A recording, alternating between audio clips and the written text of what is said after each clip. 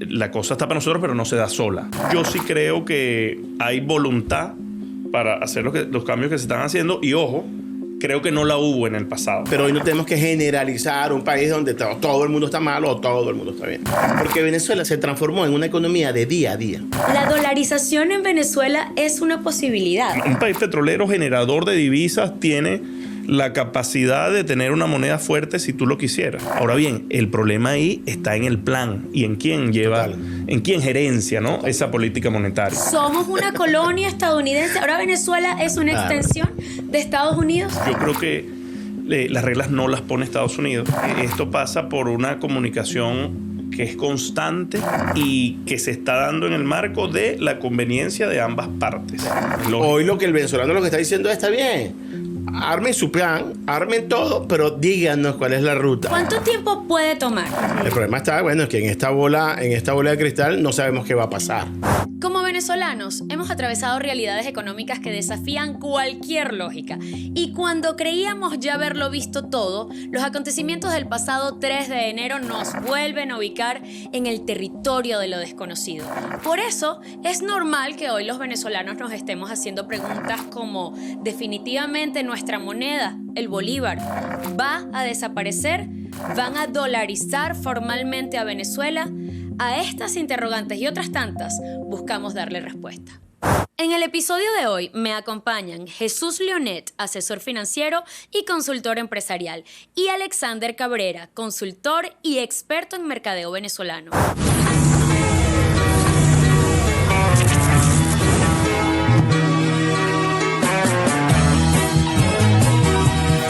El podcast de Rocío es presentado por Multimax Store. Las mejores marcas en un solo lugar. Banco Plaza, Tu Cuentas. Furlois, aprende inglés para un mejor futuro. Lemon, deja que tu outfit hable por ti. Todos los venezolanos nos estamos preguntando, ¿y ahora qué? Asimismo, yo también hice una obra de teatro hace muchos años. Se llamaba Este año es la cosa. Era esa promesa que año tras año nos hacemos los venezolanos de que todo está por cambiar, todo está por mejorar y todavía estamos esperando ese mágico desenlace favorecedor para nuestra gente. El tema de expectativa en Venezuela es muy, muy complicado porque ahorita tenemos que empezar una administración de esa expectativa. Porque nosotros nos olvidamos muy rápido de las cosas. Entonces ya la expectativa empieza a cambiar. Entonces la gente ya dice, ajá, y esto no era lo que venía. Entonces la administración de la expectativa ahorita es fundamental. Sí. Porque no va a cambiar tan rápido. Sí, era un poco lo que hablábamos, ¿no? El horizonte temporal de la gente suele ser más corto que los tiempos políticos, que, claro, los ejercicios de planificación financiera o económica de los países. Y eso hace que sea responsable decir que las expectativas hay que administrarlas. Sí, es verdad, yo soy de los que piensa que en este país divisas no va a faltar en el futuro, somos un país petrolero. Creo que debemos hacer la paz con eso, porque desde algunos sectores de la sociedad me parece que hay como esos temores. Como, más que temores, como complejos, ¿no? Aquí el petróleo es el que creó todos los males, y la verdad no, tenemos que hacer la paz con que somos un país energético, tenemos las reservas probadas más grandes del mundo, pero tenemos que administrarlas de manera correcta y tenemos que verdaderamente buscar la manera de que ese recurso natural que tenemos ahí pueda convertirse en políticas públicas que sean sostenibles. Ahora, bonanzas petroleras hemos tenido miles. Sí. Un montón. El problema es la mala administración. Cada bonanza ha sido un nuevo problema. Entonces, cada vez que pasamos por un periodo de bonanza, luego viene uno de devaluación. ¿Podemos hablar de una bonanza actualmente? ¿El escenario está planteado para una bonanza petrolera? Total, o sea... Yo creo que al final la bonanza está asociada a qué tantos ingresos puedes recibir en una ventana de tiempo. Eso sin duda está en este momento en la palestra. Yo creo que la combinación de eventos geopolíticos combinado con las potencialidades que tiene Venezuela, con además su posición geográfica, hacen que, bueno, la cosa está para nosotros. Totalmente. Ahora bien, la cosa está para nosotros, pero no se da sola, ¿sabes? Pareciera que empezamos a entendernos, bien sea por presión externa o por voluntad propia, pero pareciera que las cosas empiezan a encaminarse. Lo que sí es importante es, como tú decías, Alexander, aterrizar las expectativas. Esto va a ser lento y para que sea sostenible tiene que ser lento. No, lo que pasa es que tenemos varios años ya frenando esas expectativas y reprimiendo ese deseo, esa inquietud de que realmente un escenario económico favorecedor nos arrope, nos alcance, se quede. Pero por primera vez, y no sé si a ustedes les pasa, por primera vez yo los primeros días de enero sentí que vamos a tener un buen año, que vamos a tener un año, seguramente vamos a crecer más de 2 dígitos. Eso yo al menos no recuerdo en los últimos 10 años que lo viviera empezando el año, ¿sabes? Claro, Siempre pero, las perspectivas eran, nos van a poner probablemente más sanciones. Pero parte de la expectativa positiva. Seguro. Claro, seguro. y esa expectativa positiva, los economistas hablan de una economía, mientras más expectativa hay, más gasto. Porque tú crees que este año nos va a ir bien. El tema es cómo tú asientas esto. Miren, les voy a echar un cuento que yo quería comprarme mi apartamento en Margarita. Como todo venezolano y como todo caraqueño, yo quería mi apartamento en Margarita. Y lo estuve viendo hasta el año pasado. Y decía, oye, mira, con $50,000 uno consigue un apartamentico chévere. Compré uno en 20,000. Sí, en 20,000. En 20,000. Viste que, bueno. Y es ahora mi joyita. Ah, sí, Es mi tu joyita. lugar tu válvula de escape. Totalmente. Yo quería mi válvula de escape también. Y bueno, yo vi unas cositas en 50, vi otras en 30 también. Pero me tardé.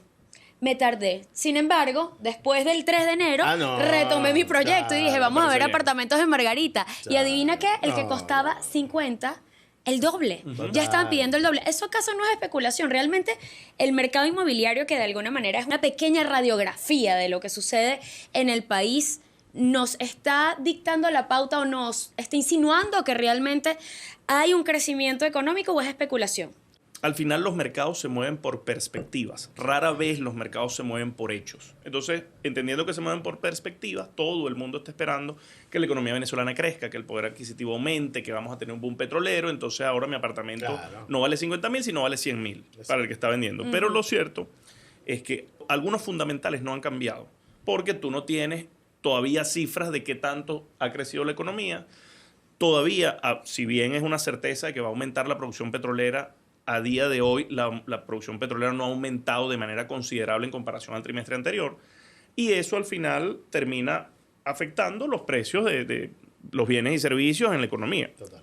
¿Qué te quiero decir con esto? Que al final un propietario puede pedir por su activo lo que él considere, pero no siempre el mercado le va a hacer match a esa oferta. En el mercado inmobiliario nosotros hemos visto algunos cierres de propiedades que no se estaban dando en el 25 y en el 24, pero siendo 100% honesto, no hemos visto aumentos considerables en el valor del metro cuadrado. Entonces, eso te hace pensar que eso que tú dices de especulación se está dando no solo en Margarita, en Caracas, en Lechería. En Lechería es una locura. La Cámara Inmobiliaria de Margarita acaba de comentar que su principal comprador son colombianos. Es decir, Colombia. Estamos recibiendo claro, porque ellos lo ven todavía muy económico. Ajá. Pero sí es descabellado que el 4 de enero de 2026 ya costará el doble. Digamos que eso no pasa en ninguna parte del mundo. Y mi recomendación es, desafía toda lógica. Si no has comprado, ¿sabes? Espera que las aguas pasen. Exacto. Ok, porque esto se tiene que estabilizar, ¿cierto? Seguro, se tiene que sincerar. lo hablábamos. ¿Cuánto tiempo puede tomar? Ese es el problema, porque ahí es que hablamos de la administración de la expectativa. De hecho, para que tengan un tema para que vean la comparación, el pico mayor de consumo en Venezuela fue el 28 de julio del 2024. Ese ha sido el pico de mayor consumo. De hecho, esa semana se vendieron 22 millones de unidades. La gente salió a comprar como no tienes una idea. Las semanas subsiguientes, el mercado cayó entre 16 y 15 millones de unidades porque, bueno, ya tenía que inventar. Ahora, nuestro nuevo pico de consumo fue el 3 de enero. Claro. Que el mercado se montó en 28 millones de unidades. O sea, la gente salió a comprar. Pero con un factor importante. Desde de esa semana del 3 de enero a la fecha, el consumo se ha mantenido alto. No ha caído el consumo. Ahora, ¿por qué? Es una paradoja, ¿no? Que en la calle se siente una gran porque recesión. hay una expectativa positiva de reposición. ¿Qué quiere decir esto? Como yo no sé qué va a pasar, yo necesito tener mi inventario ahí. Exacto. Yo compré 10 unidades de ese pico y como yo no sé qué va a pasar, yo voy a mantener, consumido, voy a comprar 2. Y mantengo Voy reponiendo mi inventario de 10 mi inventario, como llamamos inventario de guerra, porque yo no sé qué va a pasar. ¿Qué es lo que está pasando ahora a partir de esta semana? Como no está pasando nada, Entonces ya no tengo necesidad de mantener mi inventario y empiezo a caer en mi nivel de consumo. Entonces ahí es que viene el tema de expectativa. Si yo en las próximas semanas veo que en mi bolsillo no entra nada, entonces, bueno, aquí no va a pasar nada. Entonces otra vez llego a mi nivel de consumo otra vez. Y empieza otra vez a bajar los precios, empiezan otra vez porque no hay un acompañamiento de ese flujo de caja a tu bolsillito. Claro, que lo mismo pasó, por ejemplo, con el USDT, ¿no? Que al día siguiente, posterior, bueno, a este inicio de año tan sacudido para nosotros, prácticamente duplicaba el valor que tenía para ese momento. Y nosotros en Venezuela nos hemos acostumbrado a esta paridad cambiaria que es tan difícil de comprender. Sí. Miren, yo tengo negocio y francamente a diario hay que preguntar, ¿en cuánto es que está el dólar hoy? ¿Tantos bolívares? ¿Cuántos dólares son la conversión? Es un ejercicio mental desafiante para el venezolano al cual nos hemos acostumbrado y bueno. O sea, el concepto de brecha cambiaria es un concepto relativamente nuevo para nosotros. En algún momento en Venezuela había un dólar, sí existía brecha cambiaria, había un dólar oficial, pero al final había asignaciones para sectores prioritarios y había un dólar, digamos, una tasa alternativa que la gente lo conseguía. Ahorita, como las tasas se parecen tanto, o bueno, se parecían, tú verdaderamente estás obligado, tienes un convenio cambiario que, digamos, te obliga a vender a una tasa oficial, pero la verdad tu reposición va a otra tasa. Totalmente. Entonces eso hace que tu estructura de precios se destruya completamente. ¿Cuál es la verdadera diferencia entre estas tasas que utilizamos ahora y lo que dictaba, por ejemplo, Monitor Dólar, Dollar Today o todas aquellas que otrora fueron referencia y que, por lo tanto, además fueron señaladas, perseguidas, acusadas? Mira, al final las tasas de mercado son tasas que se construyen de manera espontánea. Si tú vas, por ejemplo, a algún aplicativo en el que puedas comprar USDT, que sigue siendo, si bien hubo un cambio a partir del 3 de enero con el tema de la venta del crudo, sigue siendo el USDT la referencia, ¿no?, de la tasa alternativa. Esas tasas se construyen de manera espontánea a partir de publicaciones de compra y venta y esa tasa va fluctuando. En su momento Monitor Dólar o hace años atrás Dollar Today, todas estas páginas lo que hacían era publicar una referencia que se construía de manera espontánea. Yo creo que eso va a seguir sucediendo en la medida que tú tengas más divisas, que creo que las vamos a tener con este nuevo esquema de venta de crudo. En la medida que tengas más divisas en el mercado y más bolívares siendo capaces de acceder a esas divisas, bueno, va a ir perdiendo importancia esa tasa alternativa y por ende las páginas que publican esos precios, bueno, van a tener que ir publicando el precio. Esto nos obliga a mirar otro tipo de moneda para poder tabular y entender el valor de nuestro bolívar que está excesivamente devaluado. Por lo menos ahora se habla del euro, ¿no? Entonces, es normal encontrarte en restaurantes un menú que está tabulado a euro, de BCB, por supuesto, o Binance incluso. Sí. Es parte del comercio venezolano que también es una contradicción. Ya no sé cuántos tipos de cambio tenemos hoy en día. ¿Qué serán? ¿3 o 4? ¿O hay más? Bueno, 4. Está el euro de Está el oficial, está la tasa de referencia de Binance o USDT, la tasa de euro que también se utiliza y bueno, también hay alguna tasa que cada negocio va a buscar la manera de protegerse. Pero aquí es donde muchos consideran que una dolarización sería la solución perfecta y el desenlace mágico para terminar de sincerar la economía venezolana. Muchos, después del 3 de enero, se han estado esperando estas medidas económicas que anuncian que definitivamente, tal como se especuló, vamos a tener cajeros automáticos para obtener dólares, vamos a tener cambios en monedas de baja denominación, en billetes de baja denominación, van a poder permitirnos pagar con un billete que esté un poquito rayado, un poquito roto, porque eso es parte del drama del venezolano, porque queremos billetes recién impresos. La dolarización en Venezuela es una posibilidad hoy por hoy. No, hay que cambiar las leyes. O sea, no. O sea, la dolarización no, porque hay que cambiar la constitución, hay que cambiar toda una serie de cosas que va a pasar. ¿Qué puede pasar? Lo que pasó en el 2021-2022 de una dolarización. Mi amigo Durúbal siempre habla de esa dolarización. Un entorno multimoneda. Multimoneda. Pero llegar a esa dolarización por ley va a ser muy, muy complicado. Yo no creo que suceda. Creo que no va a suceder y espero que no suceda. Venezuela es un país que va a ser generador de divisas. Yo creo que nosotros no necesitamos anclar nuestra economía a una moneda extranjera. Un poco con políticas públicas, digamos, transparentes, claras y que sean sostenibles en el tiempo, nosotros podemos estabilizar el tipo de cambio en un tiempo prudencial. creo que nos vamos a parecer un poco más al modelo peruano, que tiene libre circulación del dólar estadounidense y también del sol peruano. Hoy el 90% de las transacciones son en bolívares. Sí. Y el 10% es en dólares. Y cuando tú vas más hacia los canales informales, tú ves que las transacciones todavía hay una transacción en dólares que puede llegar al 20% de la transacción. Entonces, es un tema más de entender cómo podemos tener un país multimoneda. Pero hay mucho camino, hay mucha agua bajo el puente para poder llegar a una dolarización. Sí, sí. Yo sí creo que con buenas políticas públicas, derogando un par de impuestos que están de más, como el del IGTF, y permitiendo la libre circulación, bueno, tú puedes estabilizar un tipo de cambio y que al final la gente decida qué moneda quiere utilizar.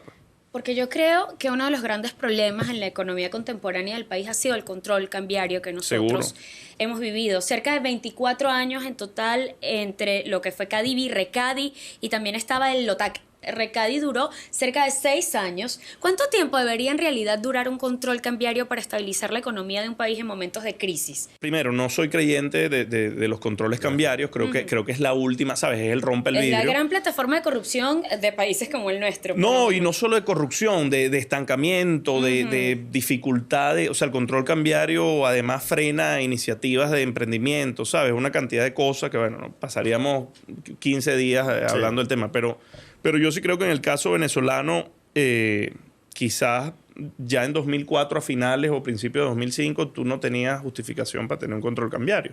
Un país petrolero generador de divisas tiene la capacidad de tener una moneda fuerte si tú lo quisieras. O sea, con esa política monetaria, y por eso es que no soy fan de la dolarización, haciendo política monetaria tú puedes, bueno, jugar un poco con las emisiones para tener una moneda un poco más fuerte o un poco más débil, entre comillas, haciendo que tus exportaciones sean más competitivas. Ahora bien, el problema ahí está en el plan y en quién lleva, en quién gerencia, ¿no? Esa política monetaria. No, y la otra cosa es entender al venezolano a pie. O sea, al venezolano a pie le afecta el control cambiario. Seguro. Entonces, hay un 64% de la población que lo que está diciendo es, yo necesito mis bolívares y para pagar mi camionetica. O sea, lo que pasa es que algunas veces generalizamos el proceso en conceptos del país. Por ejemplo, acaba de salir un estudio muy interesante de donde dice que el 46% de la gente sale a comer. Imagínate, el 46% de los hogares venezolanos dice que una de las principales cosas que hacen en su hogar es salir a comer. Y mucha gente dice, Alexander, pero ya va, pero salir a comer ahorita en un restaurante son $200, $300. Entonces, como el 46% de la gente.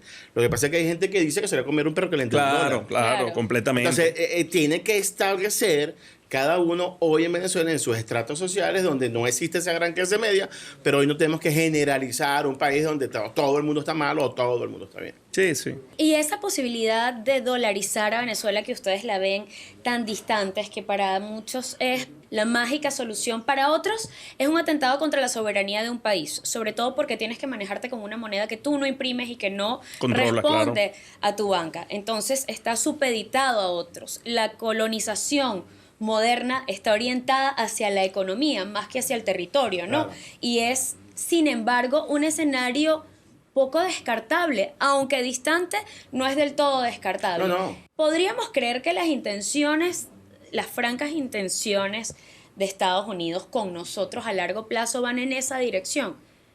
Y lo pregunto porque ya están dominando los ingresos de la renta petrolera que entra a Venezuela. Ya ellos dirigen el curso o hacia dónde pueden estar direccionados, que nosotros, el ciudadano común, no está viendo en absoluto ese crecimiento económico. 100%. El plan no lo sabemos. Sí, al final alguien como Donald Trump es completamente impredecible. Sí. O sea, yo me equivoqué increíblemente con el tema del 3 de enero. O sea, yo jamás, yo me dije, esto al final para mí era narrativa, ¿sabes? Para mí es política, algo como esto no va a suceder. Y bueno, ahí está, creo que nos sorprendió mucho. El tema de la dolarización, yo creo que no le conviene a nadie. Soy honesto, sé que esto no es popular, no me vayan a caer encima. A veces en el podcast nos caen. No. Pero yo creo que nosotros con un plan estratégico, con un horizonte temporal que esté bien definido y con disciplina, con ejecución, podemos lograr la estabilidad económica y la estabilidad cambiaria. Y no creo que le convenga tampoco a los Estados Unidos. Al final, Estados Unidos yo creo que ya tiene suficiente señoreaje internacional, ¿no? Ese señoreaje, o el dólar americano, señoreaje es como esa demanda excedente que tienen el resto de los países sobre la moneda de un país. Hoy en día el mundo entero quiere o busca tener dólares. Yo creo que el efecto que pueda tener Venezuela en esa demanda no es representativo. Y para nosotros en Venezuela sí es representativo tener o no tener una moneda propia. Porque de repente ahorita corrige el problema. Si tú dolarizas, probablemente el tema de la inflación lo disminuya. Que ojo, eso no es del todo cierto. Nosotros vimos cómo vivimos en los años pasados inflación en dólares. Pero digamos que te quitas de encima ese problema, ¿no? Ahora, dentro de 12 años o dentro de 15 años, desdolarizar es mucho más complicado. Veamos el ejemplo de Ecuador. Ecuador tiene años buscando la manera al menos de quitarse ese lazo y no es fácil. Después que en la sociedad, ¿sabes? Está en la mente de la gente, en ese top of mind, una moneda que no es la tuya, es muy difícil hacer ese cambio y por eso yo soy como trato de ser muy claro con este tema. Muy de acuerdo contigo, o sea, porque uno lo ve como dolarización solo, pero es que hay otras cosas que tenemos que hacer antes como país, porque la dolarización por solo no te va a solucionar todo el problema que tenemos. Claro. O sea que para sincerar el tema del salario mínimo, por lo menos tendríamos que tabular ese salario en función a una canasta de $500, que aún hoy es una distorsión. Pero eso es una gran discusión. Ajá. Pues yo te voy a poner este ejemplo. Venezuela hoy Venezuela, hay un 7% de la población que vive como si estuviera en Costa Rica. Pura vida, no me importa el precio, yo quiero sal del Himalaya, yo quiero aguacates de China y no me importa la cesta básica. Pero yo como sal del Himalaya y sí me importa el precio. Bueno, pero... A mí sí, pero yo la quiero igual. Pero, y mi quesito feta. Ese 7% está bien. Está bien. Porque ese 7% quiere innovación, quiere cosas nuevas. Hay un 29% de la población venezolana que se comporta como si viviéramos en Colombia. El colombiano es un consumidor que estudia lo que va a gastar por el rendimiento. Entonces yo gasté y esto tiene un rendimiento para 1 litro. ¿Me entiendes? Pero hay un 64% que, mire hermano, haga lo que haga, ponga lo que ponga, el color que tú pongas, yo me voy a cambiar por 0,5 centavos de dólar. Claro. Ahora, sensible al precio. Sensible al precio. Ahora, el problema hoy en Venezuela, yo siempre lo he dicho, no es un tema de cesta básica, no es un problema, sí, porque hoy del hogar, en nuestros estudios, el hogar más humilde, el promedio en ingresos está en hogar constituido por 3.5 personas, estamos hablando de $450. Y el más, ese 7% está por, como Buzz Lightyear, hasta el infinito y más allá, por encima de 2,000 y pico de dólares por ahí. Ahora, el problema es que hoy no sabemos hablarle a ese consumidor. Hoy no conocemos a ese consumidor. Y ese es el gran problema hoy en Venezuela. Los manufactureros hoy en Venezuela estuvimos acostumbrados a generar un producto. Y ese producto llegaba a todas las clases sociales. Claro. Hoy yo necesito generar un portafolio para ese 7, necesito generar un portafolio para ese 29 y necesito generar un portafolio para ese 64. Pero viene el otro problema. Yo no tengo la capacidad hoy de mi fábrica generar 3 tipos de portafolio. Claro. Porque no tengo crédito. O sea, sí, no hay economías de escala, no hay financiamiento. Por eso digo que hay otras cosas que no solo el hecho de la dolarización va a cambiar el país a la noche a la mañana. No, es que hay muchas cosas que tenemos que corregir en el país para que esto pueda funcionar y podamos vivir en un país medianamente decente, pero ¿cuáles son esas cosas para ti? Y te lo pregunto de la manera más simple porque yo decía que esta tertulia demandaba ser economía for dummies porque es tan extraño el comportamiento económico de la Venezuela contemporánea que aún los expertos en ocasiones no entienden qué es lo que está pasando acá. 100%. Y en realidad, esto es un tema que aqueja sobre todo al ciudadano que vive al día, no el que cuenta con una base de ahorros, que son muy pocos. Sí, nosotros, es la minoría. Por ejemplo, es la minoría. Ni hablemos del crédito, porque es una figura que desapareció. Está Cachea, que es lo más cercano que tenemos a una estructura de crédito en Venezuela. Mira, ¿cuáles son esas medidas? Y qué buen punto. El 3 de enero, donde hubo ese pico de consumo más grande que el 28, la gran pregunta que le hicimos a la gente es, ya va, ¿de dónde sacaste dinero? Y el 83% de la gente nos dijo, ¿qué me ahorros? Y tú decías, ya va, pero ¿qué hay un componente de ahorro en la gente. Tomates ahorro. Entonces ya va, pero espérate. Si yo hace poco te pregunté si estabas ahorrando y tú me decías que no. No, pero como nuestro amigo en común, Adrúbal, decía, en el mejor banco lo tenemos guardado, que era el Colchón Bank, ¿no? Claro. Ahora, cada quien en su segmentación quemó. Unos quemaron $20, que para ellos era importante, y otros quemaron $1,000, que eran importantes para ellos. Okay. Pero el venezolano tiene sus ahorros. El cómo los administra y el cómo ya empieza a haber esa discusión. No, la pregunta es cómo lo logra, cómo logra ahorrar. No, pero es que ahora ven acá, mira. Un hogar venezolano está constituido por 4.3 personas promedio. De esos 4.3 personas promedio, 2.1 trabajan. Y cuando tú ves, dependiendo de la segmentación, por ejemplo, hay un nicho que hemos llamado que es el 11% de familia joven. Son estos chamos que salen a manejar moto, el delivery, Estos muchachitos ganan al mes 600, 700 dólares al mes. Sí. Eso sí, no se bajan de una moto, sí. Claro. pero ganan dinero. El tema es que es una economía diaria. Es una economía que ellos de saben muy que corto hoy plazo. Ganaron $30, chévere. Pero nunca se ponen a sentar y decir 30 por 30 días, ya va, yo gané todo este dinero. Porque Venezuela se transformó en una economía de día a día. Si tú bajas ese 64% y tú le preguntas qué vas a comer hoy, te van a decir, mira, sí, yo me voy a hacer un arroz con pollo hoy. Pero no le preguntes qué va a comer mañana, porque no tienen ni idea qué va a comer mañana. Ahora, nosotros cumplimos con el Padre Nuestro, es el pan nuestro de cada día. Sí, tal cual. O sea, de verdad que no da para pensar en el de mañana, ¿no? Por eso te digo, entonces ese tipo de cosas son los nuevos retos que tenemos hoy en Venezuela. ¿Y cuáles son esas medidas que tú me dices que tienen que suceder para que haya un verdadero crecimiento económico que se note? Porque ahorita presuntamente uno dice hay un crecimiento económico, pero lo único que hemos visto hasta ahora es que aumentó el precio de la gasolina y que tiene una paridad con las tarifas internacionales y que en otro momento país, en otro escenario, probablemente eso hubiera sido un caracazo. Lo que pasa es que nosotros como ciudadanos dolarizamos la economía venezolana. Conductualmente. Y por lo tanto, pues ya nos aclimatamos, digamos, nos acostumbramos y no nos sorprende, pero luce como una devaluación. Mira, y lo conversábamos temprano, y lo más importante es tener un marco legal que pueda respaldar y proteger a las empresas venezolanas. Y esas son las cosas que lo que se escucha y lo que se ve es que va en camino de eso. Por ejemplo, ya se está hablando de revisar el tema de la ley del trabajo. El OTC. Eso es un tema importantísimo para que tú puedas... Todo esto necesita bases sólidas, porque si no quedamos en expectativas. Sí, el tema impositivo es importantísimo. Y más allá de eso, yo decía, Venezuela no la puedes abordar con lógica. Venezuela, no solo la economía venezolana, el país en general es un país muy particular. Al menos en el siglo XXI ha sido un país muy particular. Es un país que ha tenido históricamente muchísima inflación, que siendo un país petrolero generaba, o al menos a la población llegaban pocas divisas, que todos los años había algún escándalo de corrupción que terminaba como drenando ¿sabes? Los ingresos y el resto de la economía.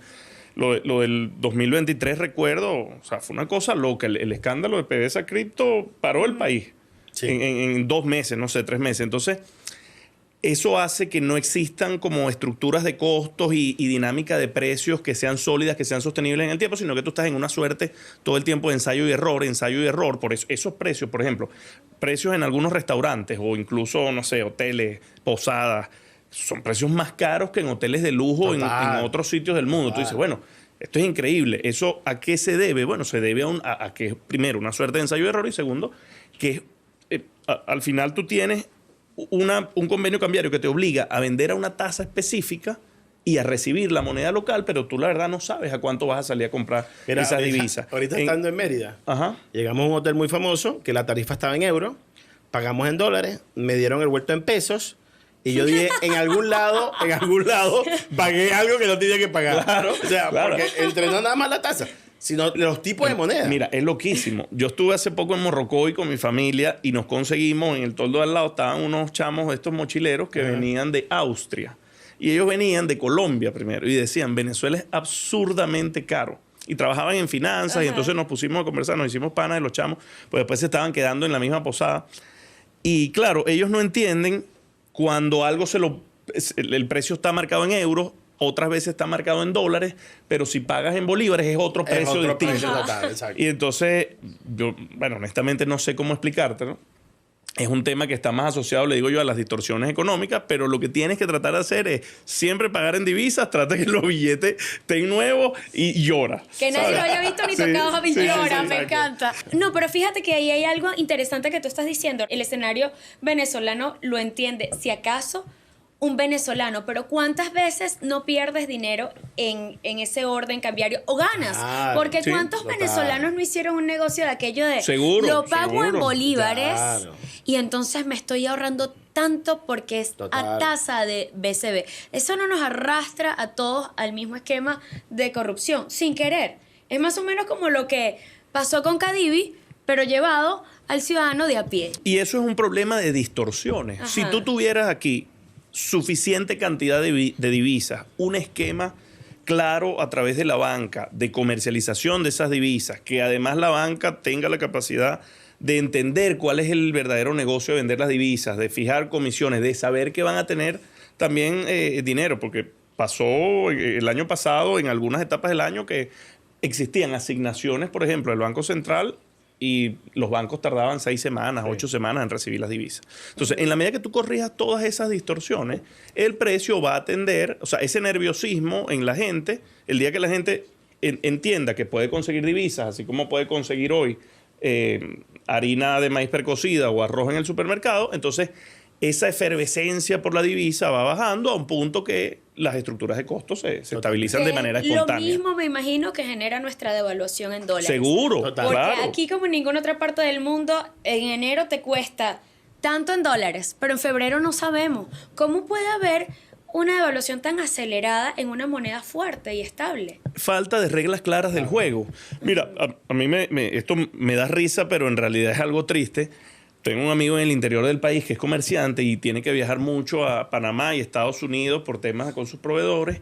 Y me dice, cada vez que yo me voy de viaje, yo pago billetes feos, ¿sabes? Empiezo a aceptar billetes feos en mi negocio y me llevo los billetes feos porque los puedo cambiar. Pero eso es una locura. O sea, en ningún país del mundo sucede eso. Tú deberías, ¿sabes? Poder tener en la banca local. Claro. Mira, tengo unos billetes feos que me llegan. Por eso la y listo. dolarización per se no es una solución.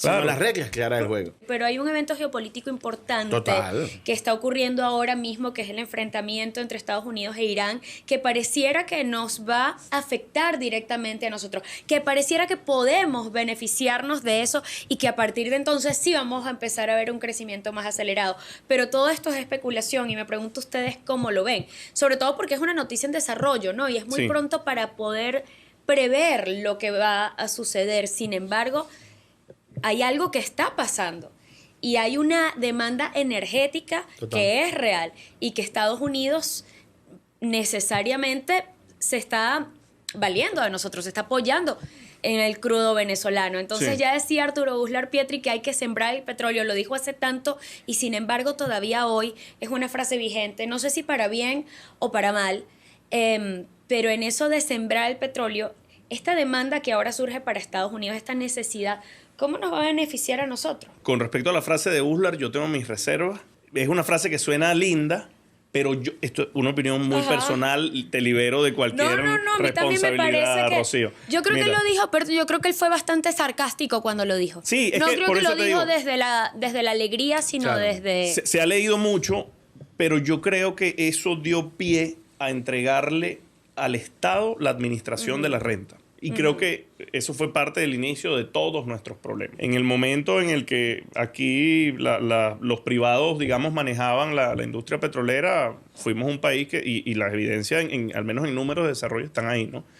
Ahora bien, yo soy de los que piensa que Estados Unidos no da puntada sin dedal, ¿sabes? Este conflicto que se da hoy no es nuevo, ni es de la semana pasada ni de hace 2 semanas. Esto tiene tiempo. Yo creo que de alguna manera, en alguna reunión o en, no sé, en algunos de estos planes de Estado, alguien dijo, mira, tenemos que ponernos de acuerdo primero con Venezuela porque tenemos este otro problema que quizás es un poco más grande. Claro. Y bueno, vamos a organizarnos con Venezuela. Una vez encaminadas las cosas con Venezuela, que pareciera que al menos a nivel de comunicación está fluyendo bastante bien, entonces vamos a lo siguiente. Y lo siguiente es esto que está sucediendo hoy. Entonces ahí yo creo que, bueno, son unos eventos, por supuesto, tristísimos.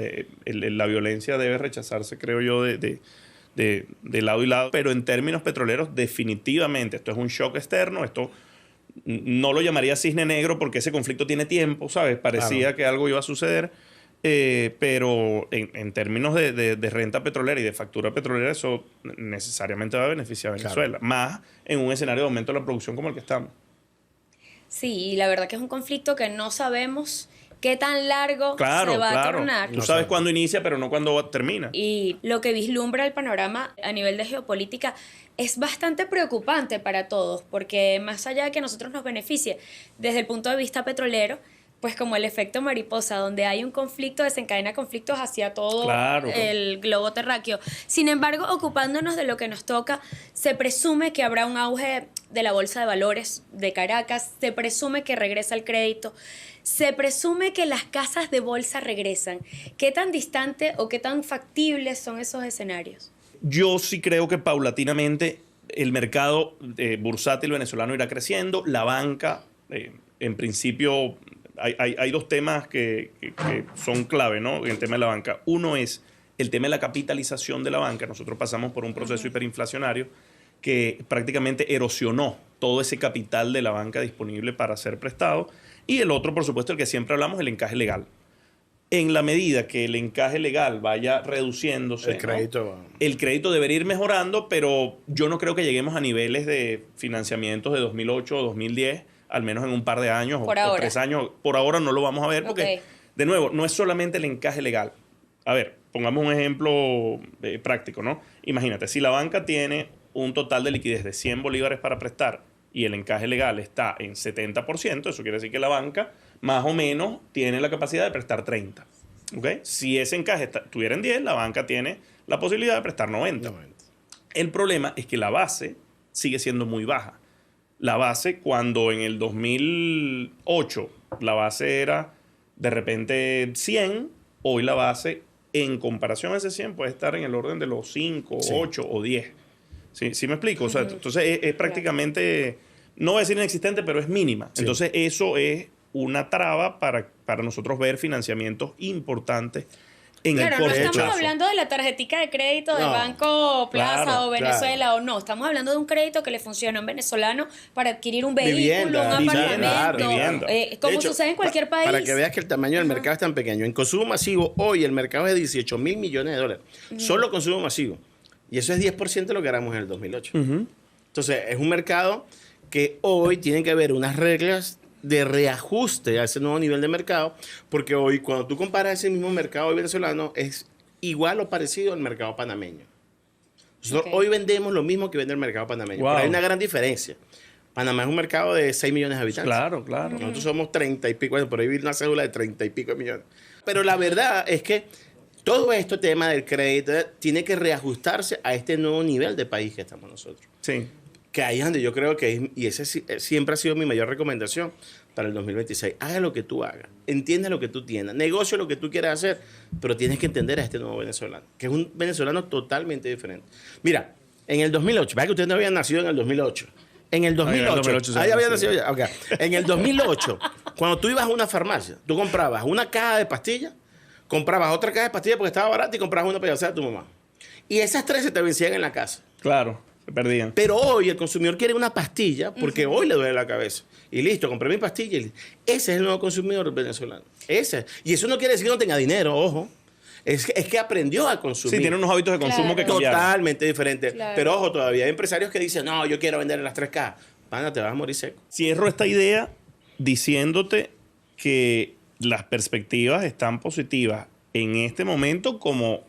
a mi manera de ver, no habían estado en los últimos 20 años. Esa es la noticia positiva. Porque solo que, de nuevo, el horizonte temporal de la gente es distinto al horizonte temporal de los países. El problema es el mientras tanto, ¿no? Es la premura que tiene el venezolano. Si tú no administras esa expectativa, te puedes jugar en contra. Pero es que administrar la expectativa no es tan retador como administrar los recursos que tienes que aguantar la expectativa y mantenerte a flote. Es decir, ¿cuánto comienza a respirar bocanadas de aire limpio el empresario venezolano cuando se desahoga?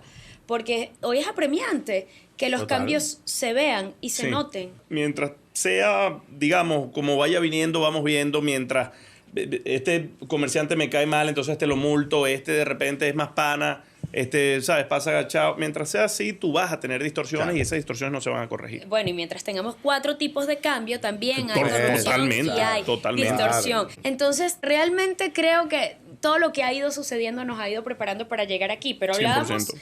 De esas bolsas de valores, que a mí me parece un tema interesante porque se vuelve a escuchar por aquí y por allá que los bonos de PDVSA se van a revalorizar. Y muchas personas hoy se preguntan, ¿dónde tengo que invertir? ¿Qué hago con el poquito dinero que tengo? ¿Lo sigo colocando debajo del colchón?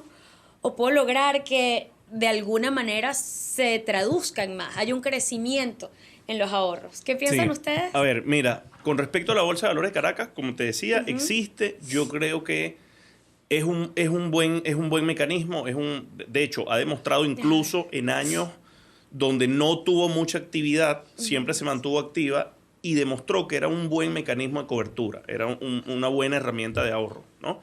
Para la gente. Y lo bueno que tiene la Bolsa de Valores de Caracas es que tú no tienes mínimos de inversión. Total. Tú puedes invertir $10 en alguna acción que te guste, ¿no? Por el lado no tan positivo, bueno, es un mecanismo de inversión que no tiene tanta liquidez. La Bolsa de Valores de Caracas hoy no tiene capacidades de hacer operaciones muy grandes corporativas, porque eso afecta mucho las cotizaciones, pero al menos como mecanismo de ahorro, que es lo que nos estás preguntando, es magnífico. Hoy tú te registras en la Bolsa de Valores de Caracas, en la Caja Venezolana de Valores, perdón, a través de tu casa de bolsa de preferencia y puedes tener exposición a empresas venezolanas que además yo creo que se van a ver beneficiadas en los próximos 3 o 4 años. Y adicionalmente, en Venezuela tienes aplicativos y tienes opción para tú invertir, por ejemplo, en criptomonedas. El Bitcoin, aunque no es responsable, déjame hacer el disclaimer, es difícil dar una recomendación de inversión si tú no conoces el perfil de inversión de la persona. Sin embargo, el Bitcoin y otras criptomonedas como Ethereum y probablemente Solana han demostrado en los últimos 8 o 10 años que han sido mecanismos extraordinarios, no solamente de ahorro, sino de rentabilidad. Totalmente. Yo sí creo que el consumidor venezolano hoy, en estos 3 grandes estratos que te comenté, 7, 29 y 64, tiene su manera de ahorro. Y no necesariamente tiene que ser o guardar en el colchón o comprando activos, comprando una moto, comprando... Hoy el venezolano se entiende cada uno dentro de sus segmentos. Sí, sí. Y eso hay que entenderlo. Mira, hace poco pasó un cuento de gente que nos decía en San Isidro, es un barrio que queda más allá de Petare, y cuando llegamos a San Isidro, tú decías, ya va, ¿qué es esto? O sea, las calles pintaditas, luces LED, antenas Starlink con internet. Tú decías, ya va, ¿qué es esto? ¿Dónde estoy yo? En Brickell, en Miami, ¿qué es esto? Y la gente decía, no, señor, lo que pasa es que nuestros hijos se fueron a las minas de oro y nos mandan $3,000, $4,000 de remesa interna. Y tú dices, ya va. O sea, y yo asumo que esa gente que vive en ese barrio está lanzando flechas y salen en Guayuco y tienen una realidad. Claro. Hay muchas cosas por hacer. Por eso vuelvo, insisto, las reglas claras. Con las reglas claras yo creo que... Sí, las reglas claras permiten a uno organizarse también a lo interno, ¿no? No solamente a nivel de empresa, sino a nivel de familia. Y vamos con la pregunta de la controversia. ¿Quién pone las reglas ahora, no? Porque también hay quienes se preguntan, ¿somos una colonia estadounidense? ¿Ahora Venezuela es una extensión de Estados Unidos? Yo te soy honesto y aquí me la voy a jugar. Probablemente no va a ser muy popular mi respuesta, pero yo creo que las reglas no las pone Estados Unidos. Pareciera, y Donald Trump es un tipo que con el discurso se envuelve y se mete a la gente en las manos, pero yo creo que esto pasa por una comunicación que es constante, que es de todos los días y que se está dando en el marco de la conveniencia de ambas partes. Entonces yo sí creo que hay voluntad para hacer los cambios que se están haciendo y, ojo, creo que no la hubo en el pasado, lo cual es, digamos, plausible en este momento, pero es triste que no la haya habido en el pasado, porque esto está dejando demostrado que hay capacidad de hacer las cosas, que además hay capacidad de ejecución. Entonces, ¿sabes de qué va eso? Yo sí creo que al final del día, más allá de las recomendaciones y más allá de la negociación que se está dando, como digo yo, en la estratosfera, aguas abajo, la presión es, bueno, vamos a empezar a hacer las cosas bien, probablemente nosotros veamos alguna elección en los próximos meses. ¿Pero tú crees que hay soberanía? Yo creo que es conveniencia. ¿Hay soberanía en las decisiones? Yo creo que la decisión la estamos tomando desde Venezuela por conveniencia y por negociación. Yo lo único que puedo comentar sobre ese tema es que hoy el venezolano está consumiendo. Porque si hay un proceso de conveniencia, sí es verdad, y esa conveniencia está haciendo que hoy el venezolano se sienta tranquilo para consumir. Que yo no sé quién está tomando la decisión, porque en verdad que no lo sé. La idea es que hoy el consumidor dice, ya va, espérate, yo quiero salir a consumir. De hecho, no sé si escuchaste las declaraciones del presidente de Toyota, donde acaba de decir que Venezuela ha vendido más Toyota que Bogotá. Entonces tú dices, ya va. Y en esa gira que hicimos de Oriente, la cantidad de cigüeñas que iban con carros. Muchísimo. Entonces tú dices, ya va, o sea, hay algo que no logramos entender. Sí, aquí pasa una cosa que nadie de nuevo, entiende. no puedes abordar Venezuela con lógica. Con lógica. Pero todo. hablando del tema de Toyota, tú sabes que yo me compré mi Toyota también, chino. Me lo traje de China. Yo soy una de esas que tiene el Toyota, pero otras tiene una letra que no sé qué dice. Tienes que quitársela. Se la tengo que quitar rápidamente. Mandas a pulir. Y yo era una de esas que dije en abril, pero esto fue en noviembre del año pasado. En abril me voy a China. Se acabó esto, yo ya, porque, a ver, uno humildemente hace sus coqueteos empresariales. Y después del 3 de enero, China no parece una opción, sobre todo porque los nuevos convenios con Estados Unidos, por lo menos en rubros muy específicos, pero en esos rubros, implican que nuestro intercambio de mercado directo es con ellos. Entonces, todo esto para preguntarles en qué dirección podemos mirar, dónde está la oportunidad de negocio ahora. Si Estados Unidos de alguna manera nos condiciona a limitar nuestro mercado petrolero con ellos, ¿verdad? Gasolina, todo lo que es intercambio de gasolina y crudo es con ellos, pero también el sector salud, porque medicamentos también es con Estados Unidos. ¿Hacia dónde más se extienden estas medidas y qué queda? Mira, en términos de negocios, de relaciones y doing business, yo creo que China va a seguir siendo un socio importantísimo de Venezuela. Fundamental. En los últimos años fue un socio súper estratégico y probablemente el primer socio comercial. En este momento, Estados Unidos es el nuevo. Es poderosísimo. Ciertamente va a controlar todo el tema de la comercialización del crudo. Quizás va a dirigir la política petrolera en los próximos meses. Pero es nuevo. China sigue siendo, o sea, en todos estos años de comercio con China se tejieron redes, se construyó know-how. Hoy en día muchos comerciantes venezolanos tienen alguna fábrica de confianza, algún contacto, alguna cosa. Y ojo, no solo en el consumo masivo, que tú lo conoces mejor que yo, sino también en sectores industriales, Totalmente. En petróleo, en gas, en temas industriales como la construcción, por ejemplo, materiales específicos. Entonces yo creo que eso va a seguir estando ahí. No tengo como elementos para asegurarte de que vaya a ser el mejor socio. En este momento lo bueno es que ahora tienes distintas opciones. Exacto. Ahora puedes ver China ahí, pero también tienes Estados Unidos, que quizás es un poquito más caro, pero probablemente la calidad va a ser un poco mejor. Pero está un poquito más cerca. Y está más cerca. Claro. Y en términos de pagos, de facilidades de pagos, negocios y tal, es mucho más fácil pagar una cuenta en Estados Unidos y en dólares que pagar en yuanes y a China. En términos de cadena de suministros llega... O sea, está más cerca. Más fácil la comunicación. Entonces, yo lo que creo es que ahora tienes más opciones y eso se celebra. Total, es así. Y mientras nosotros tengamos una deuda tan significativa con China, va a ser difícil también romper relaciones, Seguro. ¿no? Totalmente. Miren, para ir cerrando preguntas, a ver, sencillas, pero un poco apelando a las facultades pitonizas, ¿no? De cada uno de ustedes. Regresaremos. No, porque cuando uno habla de economía eso pasa. Pero volveremos a ese Bolívar de 3 dígitos de denominación. O sea, 3 dígitos, Bolívar, o sea, 100 bolívares. Aquí vine a comprar con estos 100 bolívares. ¿Eso regresará algún día? Yo creo que, por supuesto, depende de qué suceda en las próximas semanas en el tema cambiario, pero yo creo que estamos más cerca que lejos del tema de la estabilidad, de al menos de una estabilidad relativa. Probablemente mantengamos cierta brecha, pero dos cosas cambiaron en materia petrolera después del 3 de enero. Uno, la comercialización, es decir, quién te compra el petróleo. Y 2, la transparencia. Hoy en día tú sabes quién lo compra, a cómo lo paga y dónde están esos fondos. Bueno, porque está supervisado. Claro, ¿Y dónde están esos fondos? Y eso Entonces, generando la confianza. Claro. Eso permite que tú más o menos tengas herramientas para hacer cálculos y para hacer proyecciones. Total. Porque sabes, bueno, se ha vendido tanto, estamos produciendo tanto, los fondos están ahí, están en dólares, ya no se paga ese descuento loco al que se estaban vendiendo, pero bueno, no hay otra opción de vender. Entonces, todas esas cosas yo creo que al final van sumando de a poco hacia nosotros. Y por eso esa bola de cristal que estamos perdiendo aquí, eso debería ser el siguiente paso más sensato. Sí. Corregir todo este tema de la brecha, corregir todo este tema de los paralelos. Eso debería ser porque las empresas petroleras lo necesitan. Sí, también. seguro. En esta cuenta regresiva hacia un escenario electoral, tanto en Venezuela como en Estados Unidos, ¿de qué manera se puede prever que eso afecte estos cambios económicos que se están tejiendo en Venezuela? Mira, si nos vamos a la ley, los 90 días por la falta temporal, más 90 días de prórroga, o sea, nosotros deberíamos tener un escenario electoral en los próximos 180 días. Si nos pegamos a la ley. El problema está, bueno, es que en esta bola de cristal no sabemos qué va a pasar.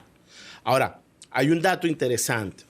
Cuando tú le preguntas a los hogares venezolanos sobre esa administración de la expectativa y le preguntas qué puede pasar para que tú cambies tu expectativa de positiva o negativa, casi el 76% de los hogares lo que te dice es si no hay una ruta electoral, así sea en los próximos 3 años, yo voy a cambiar mi expectativa de positiva o negativa. Total.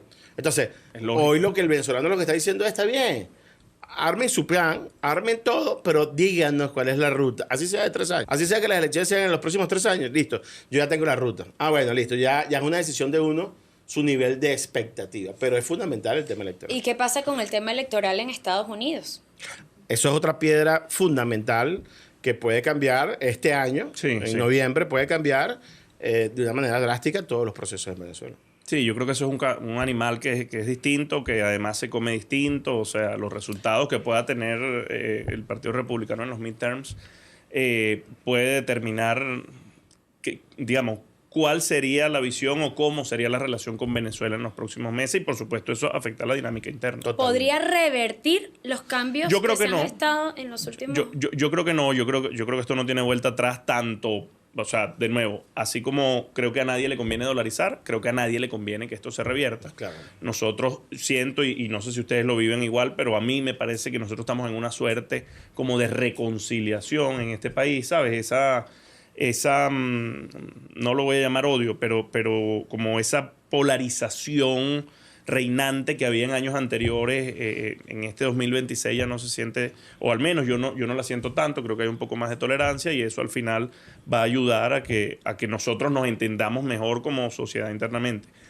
De nuevo, el tema del calendario electoral, bueno, no soy experto en la materia, la verdad no opinaría sobre tecnicismos, pero sí creo que una transparencia o un cronograma claro y explícito ayudaría, por ejemplo, a reducir la brecha cambiaria. Totalmente. Porque reduce incertidumbre. Exacto. Te dice, ok, se está haciendo esto, ya hicimos, claro. Se está evaluando la ley, la LOT, la reforma parcial de la ley de hidrocarburos ya se dio, probablemente ahora vamos a tener elecciones, ok, vamos por el camino que es el lógico, pues. Dios mediante, vuelvan los tiempos y no es que uno quiera vivir de la nostalgia, pero pues sí, a veces hay que hacer un ejercicio de memoria. Ojalá vuelvan esos tiempos de está barato, dame 2, pero con una mentalidad más madura y con... Ese es un buen punto. Sí. Porque 2008 hoy nos hizo mucho daño. Sí. Mucho subsidio, mucho... Y lo que toca decir me parece perfecto. O sea, yo quisiera el 2008 con la madurez que tenemos hoy en día. Pero todo esto era necesario. Todo fue necesario. A mí no me cabe duda. O sea, yo te cuento... Unos golpitos más, unos golpes menos, pero bueno, fueron necesarios. Yo te cierro este punto con una anécdota. En estos días me decía un amigo, no sé qué te pasa, te desconozco. O sea, te tomaste alguna cosa que te dio una dosis de optimismo. Yo le digo, es que no es optimismo, se trata de números, ¿sabes? Los números que estamos viendo y que estamos evaluando no se parecen en nada a los números pasados, partiendo por el punto que ahora vendes petróleo sin descuento, que ahora los reales están ahí, ahora más o menos estás creando 2 fondos que deberían ir destinados a cosas muy específicas. Eso hace que al menos a mí el 2026, el primer trimestre del 2026 me agarre como con mucho optimismo, pero más allá de optimismo es que creo que tenemos los recursos, que tenemos una industria que hay que recuperar, pero que la tenemos ya, que tenemos la gente y que al final me hace, digamos, llegar a la conclusión de que, bueno, buenos tiempos están por venir. Me encantó eso de vienen buenos tiempos porque me suena un poco, y haciendo el ejercicio pitonizo al pronóstico del tiempo, ¿no? Se avecina un panorama despejado, un sol radiante y un buen porvenir para los venezolanos. Total. Ojalá que sí, que ese está barato, dame 2, regrese, pero en serio, que se arregle nuestro país. Que se mantenga. Y si no se arregla del todo, para no aburrirnos, para siempre estar entretenidos, que por lo menos nuestra economía se comporte más acorde a la dignidad del venezolano, que es lo que en el fondo todos queremos. Amén. ¿Verdad? Gracias por acompañarme. Rocío. Por favor, regálame un billetito de eso. Claro. Si se revaloriza, te lo devuelvo. Tiene que ser 4, para que sea claro, $1. Sí, voy a regalar $1. Para que sea $1. Te voy a regalar un poquito más de $1. Ahí está, ¿ves? ¿Qué? A lo mejor. Nos vemos en el próximo podcast.